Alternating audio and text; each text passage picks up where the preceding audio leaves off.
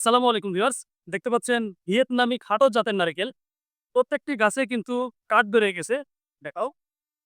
দেখুন প্রত্যেকটি গাছে কিন্তু কাঠ বেড়ে গেছে। এই গাছগুলো ২ থেকে ২.৫ বছরের ভিতরে প্রত্যেকটা গাছে ফলন পাবেন।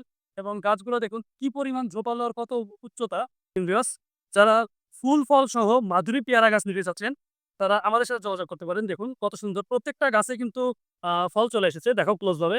প্রত্যেকটা গাছেই দেখুন ফল আছে।